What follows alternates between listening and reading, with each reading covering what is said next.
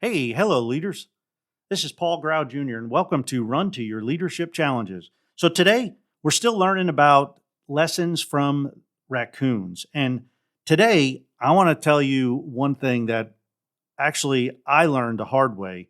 And it's not something that raccoons may do the best at because I learned this one lesson, and it is kind of a leadership lesson and a life lesson, both. But it's don't bite the hand that feeds you. Now, when I say bite, our raccoons, they are wild animals. And I've learned a lot about raccoons over the last 3 or 4 months. And one thing is you will never, ever 100% fully domesticate them or take the wildness out of them. They're always going to be wild. But I play with them a lot. Kids play with them a lot. My wife does. They have claws. They will scratch you. They have teeth. They will bite you. Most of the times they bite us when they're just playing around. It's like the play bite where, like if you're playing with a cat or a dog, they'll kind of nip at you or something.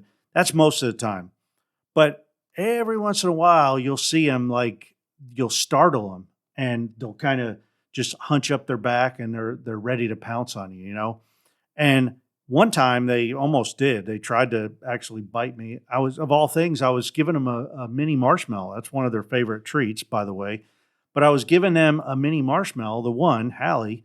And there's something about Hallie that she just doesn't like me all that well. Annie is the other one. And we named them Hallie and Annie from the Parent Trap movie because they're very mischievous and just fun. Uh, Two fun little girls. So anyway, Hallie, I was feeding her a marshmallow and she nipped my finger. And it was like, man, what is going on? Well, of course, I had a whole bunch of marshmallows in my other hand that Annie ended up getting all them other ones because I was a little bit upset at Hallie for nipping my finger. But it was very rare because that was a very rare occasion there where she kind of nipped at me when I was actually feeding her because most of the time feeding is our favorite time of the day because they're sweet as can be. But in life and leadership, this also applies. Don't bite the hand that feeds you. And it's not literally, we don't literally bite people, all right, as human beings, or I hope we don't. But the thing that I'm trying to drive home is when I refer to don't bite the hand that feeds you, think about your supervisor or your boss or just friends. You're not going to bite or you're not going to be nasty to the people who are closest to you, to the people who, provide, help you, that supervise you, that are going to determine whether or not you have a job or not. You're going to be nice to them. And that's one thing the raccoons haven't quite totally picked up on because every once in a while they got that wild streak just comes out and we got to be careful. I mean, we have big leather gloves that we put on sometimes just to play with them, but and pick them up. But it's the one thing a lot of times you're not going to like your leader or your supervisor or your boss or the CEO of your company or a friend for that matter. A lot of times you may not like them, but that doesn't mean that you should be nasty to them because ultimately they're calling the shots and you have to abide by what they kind of want to do. Now, if you disagree with them, talk to them in a civil manner.